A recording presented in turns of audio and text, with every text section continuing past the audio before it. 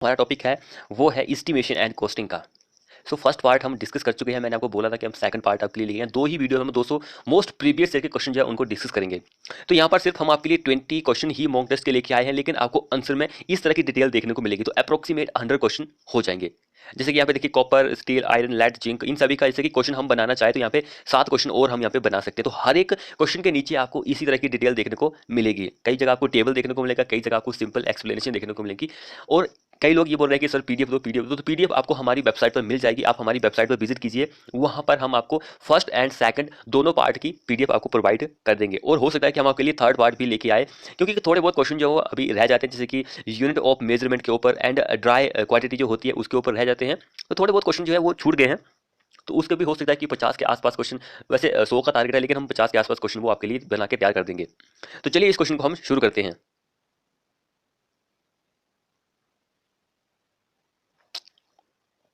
तो देखिए first question क्या बोल रहा है यहाँ पर, the process of evaluating cost of construction of A project is called.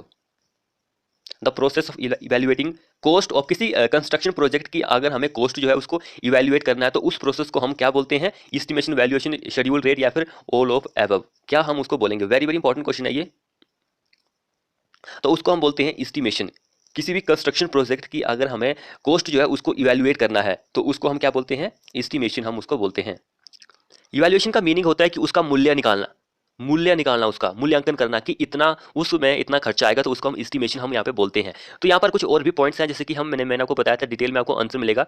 PDF जो आपको हमारी वेबसाइट पर मिल जाएगी, वहाँ पर जाकर आप डाउनलोड कर सकते हैं। तो क्वेश्चन देखिए यहाँ पे क्या बोल रहा है नेक्स्ट, ये कि आंसर में देखिए मेन पर्पज जो होता है एस्टिमेट का वो क्या होता है? Forecasting of expenditure of the construction work, निर्माण कार्य पर होने वाले व्यय का पुनर्नुमान लगाना, इनके कितना खर्चा आएगा उसका एक पहले से अनुमान लगाना, वही मेन पर्पज होता है एस्टीमेट का।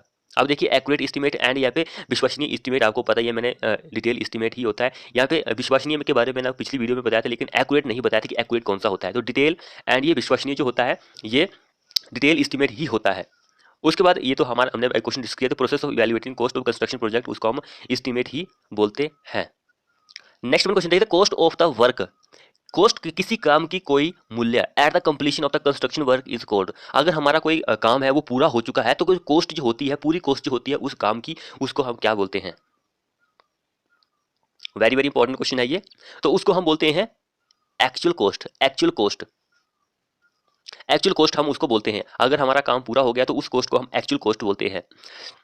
तो थोड़े से पॉइंट हम नीचे भी देख लेते हैं, नीचे पॉइंट्स क्या क्या बोल रहे हैं एक्चुअल में।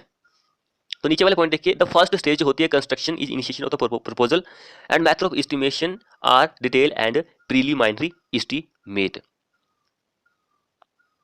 तो यहाँ पे देखिए जो फर्स्ट स्टेज होती है किसी की कंस्ट्रक्शन वर्क की, वो क्या होती है कि हमें कोई भी काम है, इनके कोई काम दिया गया, कोई प्रपोजल दिया गया, उसकी शुरुआत करना, उसकी शुरुआत करना किसी प्रपोजल की फर्स्ट स्टेज यही होती है। एंड यहाँ पे कुछ और भी पूछा गया कि मेथड ऑफ एस्टिमेशन, तो कौन कौन से मेथड है एस्टिमेट करने के? डिटेल एंड प्रीलिमिनरी एस्टिमेट, ये दो ही मेथड होते हैं। नेक्स्ट यहाँ पे ये आंसर दिया गया है कि ये क्वेश्चन क्या बोल रहा था। अगला क्वेश्चन देखिए, plinth area as compare to floor area is more than. Plinth area जो होता है, जब भी हम उसको फ्लोर एरिया से कंपेयर करते हैं तो वो क्या होता है? प्लिंथ एरिया जो होता है वो 30 से लेकर 40% होता है फ्लोर एरिया के। इस पॉइंट को आप याद रखिए। तो 30 से 40%, 40% इस क्वेश्चन में हमारा आंसर हो जाएगा। जो प्लिंथ एरिया एस्टिमेट होता है वो लीस्ट एक्यूरेट होता है, लीस्ट एक्यूरेट होता है। अगर हमें क्यूबिक यानी कि वॉल्यूम जो होती है किसी बिल्डिंग की वो कैलकुलेट करनी होती है, तो वो हम क्यूबिक रेट जो होता है, क्यूबिक रेट एस्टिमेट जो होता है उससे आप निकाल सकते हैं। एंड एक क्यूबिक रेट एस्टिमेट जो होता है ये मोर एक्यूरेट होता है। इस पॉइंट को आप याद रखिए, क्यूबिक रेट एस्टिमेट जो होता है वो मोर एक्यूरेट होता है किससे? प्लिंथ एरिया एस्टिमेट से। इस पॉइंट को भी आप याद रखिए।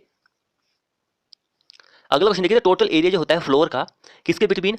वॉल के between is known as total area of floor. Total area of floor between the walls, ये हमारी दीवारें हैं उसके बीच में ये जो फ्लोर का एरिया है उसको नाउ क्या हम बोलते हैं? फ्लोर एरिया ही हम उसको बोलेंगे। ज़्यादा कंफ्यूज होने की यहाँ पर जरूरत भी नहीं है।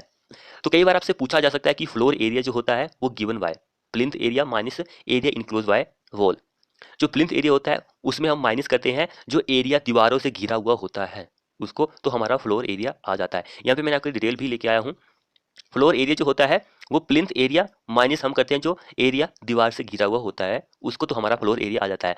एंड फ्लोर एरिया रेशियो जो होता है, एग्जाम में ये क्वेश्चन कई बार पूछा गया है, floor area ratio total floor area of all floor, जितने भी फ्लोर होते हैं उन सभी का total area divide by area of plot, तो हमारे पास फ्लोर एरिया रेशियो आ जाता है। मल्टीप्लाई कई बार हम 100 करते हैं, कई बार नहीं करते हैं क्योंकि ऑप्शन में वो नहीं दिया होता है, लेकिन 100 आपको परसेंटेज में निकालना तो 100 आपको करना ही पड़ेगा। फ्लोर एरिया रेशियो जो होता है वो हम कितना लेते हैं किसी रहने वाली बिल्डिंग के लिए, 140 से लेकर 200%। इस पॉइंट को भी आप याद रखिए, ये तो हमने डिस्कस किया, लेकिन इसको discuss, open area courtyard and balconies are not included in floor area during valuation. जब भी हम वैल्यूएशन करते हैं तो हम इन सभी को ऐड नहीं करते हैं फ्लोर एरिया में। ओपन एरिया हो गया, खुला कोई है, कोर्टयार्ड बालकनीज वगैरह जो कि उसको हम इंक्लूड नहीं करते हैं फ्लोर एरिया में। And carpet area is equal to, carpet area के बारे में भी एग्जाम में क्वेश्चन पूछा है, carpet area equal to total floor area minus circulation area. Carpet area जो होता है, जितना भी फ्लोर का एरिया आपके घर में, उसको हम माइनस करेंगे सर्कुलेशन एरिया। सर्कुलेशन का मीनिंग है कि जैसे कि हमारे पास स्टेयर हो गई, लिफ्ट हो गई, तो वो सर्कुलेशन एरिया में ही आते हैं, तो उसको हम माइनस करेंगे टोटल एरिया में, तो हमारे पास कारपेट एरिया आ जाता है। अगला क्वेश्चन देखिए, यहाँ पर क्या है, lift are example of, lift किसका एग्जाम्पल है, हॉरिजॉन्टल सर्कुलेशन का, वर्टिकल सर्कुलेशन का, इंक्लाइंड सर्कुलेशन का, या फिर नन ऑफ दीज। तो सबसे पहले आपको ये पता होना चाहिए कि जो सर्कुलेशन होती है वो दो तरह की होती है। कौन कौन सी होती है सर्कुलेशन, एक होती है हॉरिजॉन्टल सर्कुलेशन, दूसरी होती है वर्टिकल सर्कुलेशन। इस पॉइंट को आप याद रखिए कि सर्कुलेशन जो होती है वो दो तरह की होती है। अब यहाँ पे बात आती है कि सर्कुलेशन जो होती है दो तरह की होती है, लेकिन कौन कौन सी होती है, ये तो मैंने आपको बता दिया, लेकिन इसके एग्जाम्पल जो बनते हैं वो कौन कौन से होते हैं। जैसे कि जब हम हॉरिजॉन्टल सर्कुलेशन की बात करते हैं तो हॉरिजॉन्टल सर्कुलेशन में हमारे पास जो बरांडा होता है वो आ जाता है, कोई पैसेज होता है, कॉरिडोर होता है, वो सब हमारे हॉरिजॉन्टल सर्कुलेशन में आते हैं। एंड वर्टिकल में हमारी लिफ्ट जो होती है वो आ जाती है, यानी कि इस क्वेश्चन का आंसर बी इस क्वेश्चन का आंसर हो जाएगा। अब यहाँ पे बात आती है कि कोई हमारे पास बिल्डिंग है, किसी बिल्डिंग में जो हॉरिजॉन्टल सर्कुलेशन का एरिया जो होता है वो 10 से लेकर 15% होता है किसी भी प्लिंथ एरिया के, उस बिल्डिंग के प्लिंथ एरिया से। एंड जो वर्टिकल सर्कुलेशन होता है वो 4 से 5% होता है ऑफ प्लिंथ एरिया। हमारे पास कोई बिल्डिंग है, मान के चलो, उसमें हमें अगर वर्टिकल सर्कुलेशन निकालना है कि वर्टिकल सर्कुलेशन जो है उसका परसेंटेज कितना है, उसका एरिया कितना है, तो हम क्या करेंगे, 4 से 5% ऑफ प्लिंथ एरिया हम ले लेंगे, तो उसका वर्टिकल सर्कुलेशन आ जाएगा। हॉरिजॉन्टल सर्कुलेशन के लिए 10 से 15% होता है। यहाँ पर एक डेफिनेशन देख सकते हैं आप सर्कुलेशन के बारे में, floor area of veranda, passage, corridor etcetera of any building and which are used for movement will be called as circulation area. जो मूवमेंट के लिए होती है उसको हम सर्कुलेशन एरिया बोलते हैं। दो तरह के होते हैं, horizontal, vertical. And building horizontal circulation area जो होता है 10 से 15% होता है प्लिंथ एरिया के, एंड 4 से 5% क्या होता है, प्लिंथ एरिया होता है वर्टिकल सर्कुलेशन के। इन सभी पॉइंट को आप याद रखिए, एग्जाम के पॉइंट ऑफ व्यू से वेरी वेरी इंपॉर्टेंट है। नेक्स्ट क्वेश्चन देखिए, रिवाइज एस्टीमेट जो होता है हम प्रिपेयर करते हैं जब हमारी ओरिजिनल एस्टीमेट जो होता है वो 10% से एक्सीड हो जाता है, तब उस केसेस में हम ये ऐसा करते हैं। कुछ और भी पॉइंट्स हैं यहाँ पर, गिवन पॉइंट्स हैं, उन पॉइंट को हम डिस्कस कर लेते हैं एक्चुअल में पॉइंट क्या बोल रहे हैं। ड्यूरिंग प्रिपरेशन ऑफ एस्टीमेट, जब भी हम एस्टीमेट को प्रिपेयर कर रहे होते हैं तो कौन कौन से फैक्टर जो होते हैं उनको हम कंसीडर करते हैं, तो ये 3 फैक्टर हैं, इनको हम कंसीडर करते हैं। एक तो होता है अवेलेबिलिटी ऑफ मटेरियल, मटेरियल वहाँ पे अवेलेबल होना चाहिए, लोकेशन कैसी है, लोकेशन एंड लेबर वहाँ पे हमें मिलेगी कि नहीं, ये एग्जाम में क्वेश्चन कई बार पूछा जाता है। तो ये फैक्टर जो होते हैं इफेक्ट करते हैं जब भी हम एस्टीमेट को प्रिपेयर करते हैं। तो बाकी आपको इसकी पीडीएफ जो हमारी वेबसाइट पर मिल जाएगी, आप डाउनलोड कर सकते हैं। अब यहाँ पे देखिए कुछ परसेंटेज होते हैं कि कितना परसेंट होता है इलेक्ट्रिफिकेशन का, जैसे कॉन्ट्रैक्टर प्रॉफिट का, तो ये एस्टिमेट जो हमारे पास बिल्डिंग बना रहे होते हैं उसके टोटल कॉस्ट का परसेंटेज होता है। तो जैसे कि क्वेश्चन देखिए, what is the percent of water distribution charge का, वाटर डिस्ट्रीब्यूशन चार्ज का परसेंटेज कितना होता है टोटल, हमारे बिल्डिंग की कॉस्ट 100 रुपये है तो उसमें वाटर डिस्ट्रीब्यूशन चार्ज कितना परसेंट रहेगा, तो इसमें वाटर डिस्ट्रीब्यूशन चार्ज रहता है वो 8% रहता है। अब यहाँ पे देखिए 8% किस किस के लिए और रहता है, एक वाटर डिस्ट्रीब्यूशन के लिए रहता है, नेक्स्ट वन इलेक्ट्रिफिकेशन के लिए रहता है, इलेक्ट्रिफिकेशन के लिए। वैसे इलेक्ट्रिफिकेशन जो होती है उसको हम नंबर ऑफ पॉइंट्स में पेमेंट करते हैं, लेकिन इसका परसेंटेज 8% रहता है। अगर इसका परसेंटेज नहीं रहेगा तो हम नंबर ऑफ पॉइंट्स में पेमेंट कैसे करेंगे, तो इसलिए इसका 8% जो ये होता है। एंड 8% जो होता है वो सैनिटरी वर्क जो होता है, सैनिटरी वर्क जो होता है उसका भी 8% ही होता है। तो इन तीनों का 8% होता है total cost of the project में। इस पॉइंट को आप याद रखिए, एग्जाम के पॉइंट ऑफ व्यू से वेरी वेरी इंपॉर्टेंट है। तो जैसे कि यहाँ पे देखिए 8%। अगला देखिए यहाँ पर ये वाला क्वेश्चन भी वेरी वेरी इंपॉर्टेंट है। क्वेश्चन क्या बोल रहा है, what is the percentage of bond, bond और कई बार गारंटी भी आ जाता है कि गारंटी जो होती है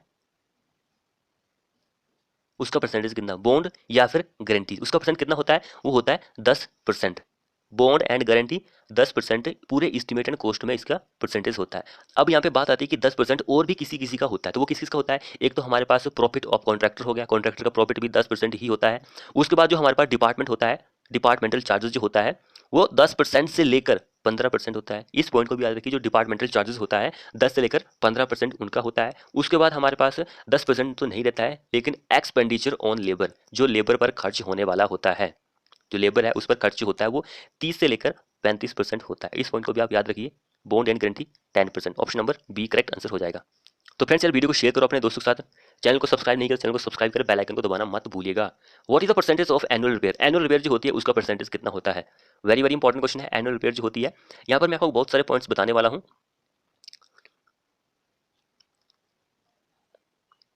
तो यहाँ पर वाटर चार्ज इस्टेब्लिशमेंट, पीछे हमने क्या डिस्कस किया था कि वाटर चार्ज डिस्ट्रीब्यूशन वर्क के बारे में डिस्कस किया था कि उसका परसेंटेज 8% रहता है। वाटर डिस्ट्रीब्यूशन के बाद कि हमने पानी जो है वो डिस्ट्रीब्यूट करना है, तो लेकिन यहाँ में वाटर चार्ज इस्टेब्लिश करना है, उसका परसेंटेज 1.5 से लेकर 2% होता है। वाटर चार्ज इस्टेब्लिशमेंट 1.5 से 2% होता है। टूल्स एंड प्लांट का भी देख लीजिए आप, 1 से लेकर 1.5% होता है। एनुअल रिपेयर जो होता है वो 1.5% होता है। एंड हमारे पास एक और आता है earnest money. Earnest money, earnest money जो होता है उसका भी 2% ही रहता है। तो इस क्वेश्चन का आंसर बी हो जाएगा। वैसे मैं आपके लिए पॉइंट भी लेके आया हूं यहाँ पर, तो इसको देखिए यहाँ पे वाटर चार्ज इस्टेब्लिश करना है हमें, डिस्ट्रीब्यूशन नहीं करना है। वाटर डिस्ट्रीब्यूशन वर्क जो होता है उसके लिए 8% होता है। इस पॉइंट को मैंने फर्स्ट ही क्लियर कर दिया था। लेकिन वाटर चार्ज इस्टेब्लिशमेंट के लिए 1.5%, टूल एंड प्लांट के लिए 1 से लेकर 1.5%, वाटर चार्ज के लिए 1.5%, एनुअल रिपेयर के लिए भी 1.5%, earnest money 2% and contingency charge जो होता है 3 से 5% इसका बन जाता है। फ्रेंड्स वीडियो को शेयर करें अपने दोस्तों के साथ फटाफट से। नेक्स्ट वन क्वेश्चन देखिए। अब ये वाला क्वेश्चन वेरी वेरी इंपॉर्टेंट है। तो mathematically accuracy in estimating work for reinforce slab is. इस क्वेश्चन को जो आंसर होगा उसका चाहे आप स्क्रीनशॉट ले लीजिए या फिर वीडियो को बिल्कुल अच्छे तरीके से देखिए, क्योंकि इसका मैं टेबल आपको अपनी वेबसाइट पे या फिर पीडीएफ में आपको देखने को नहीं मिलेगा। तो हमसे क्या पूछा गया है? मैथमेटिकली एक्यूरेंसी जो होती है एस्टिमेटिंग वर्क में रेनफोर्स स्लैब के लिए वो कितनी होती है। तो यहाँ पर आप टेबल देख सकते हैं, मैं टेबल लेके आया हूँ आपके लिए, पूरा ही टेबल उठा के लेके आया, बहुत टाइम लगा इस टेबल को बनाने में। यहाँ पे देखिए आइटम है, यहाँ पे मेजरमेंट में एक्यूरेंसी जो होती है, वुड वर्क की अगर हम बात करते हैं तो वो 0.002 मीटर, स्टील वर्क की बात करते हैं तो 0.001 मीटर, रेनफोर्स स्लैब और रेनफोर्स बार की अगर हम बात करें तो वो 0.005 मीटर। ये इस क्वेश्चन का आंसर हो जाएगा। रेनफोर्स स्लैब के लिए पूछा गया था एंड एरिया जो होता है उसके लिए 0.1 स्क्वायर मीटर। उसके बाद हमारे पास वुड वर्क, पहले वुड वर्क के लिए पूछा गया लेकिन अब यहाँ पे वॉल्यूम में पूछा गया है, आयतन में पूछा गया है, तो उसके लिए 0.01 क्यूबिक मीटर। क्यूबिक क्वांटिटी जो होती है, क्यूबिक कंटेंट जो होता है उसके लिए 0.1 क्यूबिक मीटर। वॉल्यूम जो होती है 0.01 क्यूबिक मीटर में हम उसको मेजर करते हैं। ये एक्यूरेंसी होती है, मेजरमेंट एक्यूरेंसी होती है। तो इस पॉइंट को आप चाहे तो स्क्रीनशॉट ले लीजिए, चाहे जो भी करना है याद कर लीजिए, तो आपके लिए अच्छा रहेगा। अब ये वाला पॉइंट देखिए, आपको ये वेबसाइट में पीडीएफ के रूप में भी मिल जाएगा, लेकिन आपको समझाएगा कौन? तो इसलिए वीडियो को ध्यान से देखिए, समझ लीजिए पहले क्वेश्चन एक्चुअली में बोल क्या रहा है। यहाँ पर मैं आपको हिंदी में उसका मीनिंग भी समझा रहा हूँ। तो average horizontal and vertical straight distance जो होती है between borrow pit and the place of spreading soil. अब यहाँ पे देखिए क्वेश्चन क्या बोल रहा है, average horizontal and vertical straight distance जो होती है किसके बीच में? जो बोरोपिट होता है। बोरोपिट मीन्स की जो हम खड्डा वगैरह करते हैं, मान लीजिए फाउंडेशन के लिए खड्डा कर रहे हैं या फिर किसी चीज़ के लिए खड्डा कर रहे हैं, तो बोरोपिट हम उसको बोलते हैं। एंड जहाँ पर हम वो खड्डे वाली मिट्टी को फेंकते हैं तो उसके हॉरिजॉन्टल एंड वर्टिकल डिस्टेंस जो होती है उसको हम क्या बोलते हैं? लेड लिफ्ट, या फिर दोनों, या फिर डग प्लेस, क्या हम बोलेंगे उसको? तो फ्रेंड्स यार वीडियो को शेयर कीजिए अपने दोस्तों के साथ ताकि उनको भी वीडियो को फायदा मिल सके। अब यहाँ पे इन दोनों को क्या हम बोलते हैं? दोनों ही बोलते हैं, लेड एंड लिफ्ट दोनों ही हम बोलते हैं। अब यहाँ पे बहुत सारे पॉइंट मैं आपके लिए लेके आया हूँ। तो क्वेश्चन देखिए, इन रोड एस्टिमेशन में फॉर अर्थ वर्क, रोड का एस्टिमेट हो रहा है अर्थ वर्क के लिए, लेड एंड लिफ्ट जो होता है, लेड कितना होता है 30 मीटर हम लेते हैं रोड के केसेस में, एंड लिफ्ट 1.5 मीटर का हम लेते हैं। अकॉर्डिंग टू PWD यानी कि सेंट्रल पब्लिक वर्क डिपार्टमेंट की बात करें तो लेड जो होता है वो हम 50 मीटर तक डिटरमाइन कर सकते हैं। यहाँ पे हम भूल गया हूँ शायद। The area where material generally soil sand and gravel has been dug for use at another location is called borrow pit. तो उसको हम बोरोपिट बोलते हैं। जो कोई एक एरिया है जहां पर हम क्या कर रहे हैं, अपने मटेरियल को डग कर रहे हैं, फेंक रहे हैं किसी अनदर लोकेशन पर, तो उसको हम बोरोपिट बोलते हैं। तो मटेरियल कौन सा है, सॉइल, सैंड, ग्रेवल हो गया। अब नेक्स्ट क्वेश्चन देखिए, the area of earth work in estimation of road is, sorry the type of earth work in estimation of road work. तो दो तरह के होते हैं, अर्थ work in cutting, earth work in banking और फिलिंग, ये दो तरह के होते हैं। अब ये वाला तो हमने डिस्कस कर लिया कि एवरेज डिस्टेंस जो होती है बोरोपिट एंड प्लेस ऑफ स्प्रेडिंग, वो दोनों ही होते हैं। अब यहाँ पे देखिए मैक्सिमम डेप्थ जो होती है बोरोपिट की वो कितनी होती है, डेप्थ जो होती है बोरोपिट की मैक्सिमम कितनी हो सकती है। अब यहाँ पे देखिए हॉरिजॉन्टल डिस्टेंस भी हो सकती है, हॉरिजॉन्टल डिस्टेंस भी हो सकती है दो बोरोपिट के बीच में। दो बोरोपिट है उनके बीच में जो हॉरिजॉन्टल डिस्टेंस होती है वो 15 मीटर की होती है। इस पॉइंट को आप याद रखिए। एंड बोरोपिट जो होता है उसका एक और नाम है, वो क्या है, सैंड बॉक्स। बोरोपिट का दूसरा नाम है सैंड बॉक्स। हॉरिजॉन्टल डिस्टेंस क्या होती है दो बोरोपिट के बीच में, 15 मीटर की होती है, इस पॉइंट को भी याद रखिए। एंड मैक्सिमम डेप्थ जो होती है वो 30 से लेकर 60 सेंटीमीटर होती है। यानी कि यहाँ पर हमारा जो आंसर हो जाएगा नियर बाय ऑप्शन जो है वो 50 मीटर, बीच में आ रहा है 50 सेंटीमीटर, ये करेक्ट आंसर होगा। 30 से 60 सेंटीमीटर उसकी डेप्थ होती है। ये सारे पॉइंट मैंने आपको बता दिए हैं, इन सभी पॉइंट को आप याद रखिए। नेक्स्ट देखिए, अप्रोक्सीमेट कॉस्ट जो होती है लेबर की as the percentage of total cost of the building is, तो वो 25% होती है। अगर कुछ क्वेश्चन की डिटेल नीचे छूट जाती है तो आप उसको हमारी वेबसाइट पर जाकर देख सकते हैं, मैं नीचे लिंक भी दे दूंगा। The thickness of the joint is kept in reinforce brick work is, जो जॉइंट हम प्रोवाइड करते हैं कहाँ पर, रेनफोर्स ब्रिक वर्क में, उसकी थिकनेस कितनी होती है। तो उसकी थिकनेस जो होती है 3 सेंटीमीटर होती है, यानी कि 30 mm। अब नीचे जो पॉइंट लेके आया उन पॉइंट सारे पॉइंट्स को आप याद रखिए। Percentage of void in dry aggregate, जो सूखा एग्रीगेट होता है उसमें वॉइड का परसेंटेज 40 से 50 होता है, सीमेंट में 40% होता है। एंड जो रेशियो हम जो होता है ऑफ मोटार का जो fill up the joint in reinforce brick work में वो 1:3 रेशियो होता है। And number of bricks are taken for 1 cubic metre RB work के लिए, आरबी वर्क जो होता है उसके लिए 420 ईंटें लगती है। लेकिन अगर ब्रिक वर्क की बात आती है तो उसके लिए 500 नंबर ऑफ ब्रिक लगती है। आरबी के लिए आप याद रखिए 420 लगती है। एंड ये तो हमने डिस्कस कर ही लिया अभी। ये वाला क्वेश्चन वेरी वेरी इंपॉर्टेंट है। In residential building kitchen is most preferred on the corner of the building in dash direction, जो किचन होता है उसको हम कहाँ पर प्रेफर करते हैं कि वहां पर किचन होना चाहिए, कौन सी डायरेक्शन में होना चाहिए। तो किचन के लिए जो हम प्रेफर करते हैं वो होता है साउथ ईस्ट किचन के लिए। अगर हम बेडरूम की बात करें तो बेडरूम जो होता है वो नॉर्थ वेस्ट में होता है एंड साउथ वेस्ट में, प्रेफर दोनों ही जगह हम प्रेफर करते हैं। क्योंकि यहाँ पर प्रेफर करने का यही मीनिंग होता है कि जो समर होता है उसके टाइम आपको ठंडी ठंडी हवाएं मिल सके, इसलिए north west and south west में हम जो बेडरूम होता है उसको प्रेफर करते हैं, लेकिन किचन को साउथ ईस्ट में ही प्रेफर करते हैं। सो फ्रेंड्स वीडियो को शेयर कीजिए अपने दोस्तों के साथ, चैनल को सब्सक्राइब नहीं किया तो चैनल को सब्सक्राइब भी कर लीजिए। नेक्स्ट क्वेश्चन क्या बोल रहा है, minimum window area in any habitable room will be dash of the total room area. Window का जो एरिया होता है किसी भी रूम के एरिया के वो कितना होता है, किसी भी रूम के एरिया के कितने बराबर होता है। मान के चलो कि आपके किसी रूम का एरिया 100% है, तो उस रूम के एरिया का अगर हम विंडो का एरिया निकालते हैं तो उसमें कितना परसेंट होता है उस रूम के एरिया के, तो वो होता है 10%। यहाँ पे मैं कुछ पॉइंट भी आपके लिए लेके आया हूँ, जैसे कि यहाँ पे देखिए total area of window, total area जो होता है विंडो को वो 1/8 into total floor area of room. And door and window का टोटल एरिया जो होता है 1/4 into total area of floor area of room. Ventilation का एरिया जो होता है 1/25 into total floor area of room. तो ये सारे पॉइंट इंपॉर्टेंट है, स्क्रीनशॉट लेना चाहे तो ले सकते हैं आप। अब ये वाला क्वेश्चन भी वेरी वेरी इंपॉर्टेंट है, the value of property which can be receive at the particular point if it is kept for sale. Sale की बात आती है तो हमारा आंसर मार्केट वैल्यू ही करेक्ट आंसर हो जाएगा। यहाँ पर कुछ पॉइंट हैं, यहाँ पर आप चाहे तो इसको स्क्रीनशॉट भी ले सकते हैं, सारे दिए गए। मार्केट वैल्यू क्या होती है, बुक वैल्यू क्या होती है, सर्कुलेशन वैल्यू क्या होती है एंड कैपिटलाइज वैल्यू क्या होती है, पांचों क्वेश्चन है, इस पॉइंट को आप देख लीजिए। नेक्स्ट देखिए सलवेल वैल्यू जो होती है वो तो हमने पिछले वीडियो में डिस्कस कर लिया था। सलवेज वैल्यू जो होती है वो पॉजिटिव और नेगेटिव दोनों ही हो सकती है। अब यहाँ पे इसकी डेफिनेशन भी है, ये तो हम पिछले वीडियो में डिस्कस कर चुके हैं। नेक्स्ट देखिए जो थिकनेस होती है बाइंडिंग वायर की यूजली टेकन एज, थिकनेस जो होती है बाइंडिंग वायर की वो हम कितनी लेते हैं, वेरी वेरी इंपॉर्टेंट क्वेश्चन है ये। जो थिकनेस होती है बाइंडिंग वायर की वो 20 से लेकर 24 गेज होती है, यानी कि 20 नियर बाय ऑप्शन है, तो ये ही करेक्ट आंसर हो जाएगा। अब यहाँ पे देखिए कुछ पॉइंट मैं लेके आया हूँ आपके लिए। Purpose of binding bar bending schedule जो होता है उसका क्या पर्पज होता है, उसका यही पर्पज होता है कि हमें क्या फाइंड आउट करना होता है, क्वांटिटी ऑफ बार की कितनी बार्स यूज होंगी। एंड जो फॉर्मूला यूज होता है finding the weight of the steel bar वो ये वाला फॉर्मूला होता है, या फिर d² ओवर 162.2, या फिर पिछले वीडियो में मैंने आपको बताया वो वाला फॉर्मूला भी आप यूज़ कर सकते हैं। ये वाला फॉर्मूला से आसान है, क्योंकि आप इसको याद रखिए, बाकी आपके पास जो डाया दिया होगा उसको आपने स्क्वायर कर देना है, तो उसको जो भी आएगा उस इन दोनों से मल्टीप्लाई कर देंगे तो आपका आंसर जल्दी ही आ जाएगा। अब यहाँ पे देखिए, weight of 1 cubic metre of aluminium is about, aluminium का 1 क्यूबिक मीटर का वेट कितना होता है। इस क्वेश्चन में भी आपके लिए टेबल लेके आया हूँ, टेबल ध्यान से देखिए। कॉपर का जो वेट होता है वो 8840 से लेकर 9940 केजी पर क्यूबिक मीटर होता है। उस तरह स्टील का आपको पता है, माइल स्टील के 7850 केजी पर क्यूबिक मीटर। आयरन का भी देख लीजिए, लेड का भी देख लीजिए, जिंक, ये एल्यूमिनियम का ये वाला होगा, टीन का ये वाला था। तो फ्रेंड्स, वीडियो को शेयर कीजिए अपने दोस्तों के साथ, और चैनल को सब्सक्राइब नहीं किया है तो चैनल को सब्सक्राइब करें, ताकि आपको इसी तरह की लेटेस्ट वीडियो मिलती रहे। थैंक यू फ्रेंड, वीडियो देखने के लिए।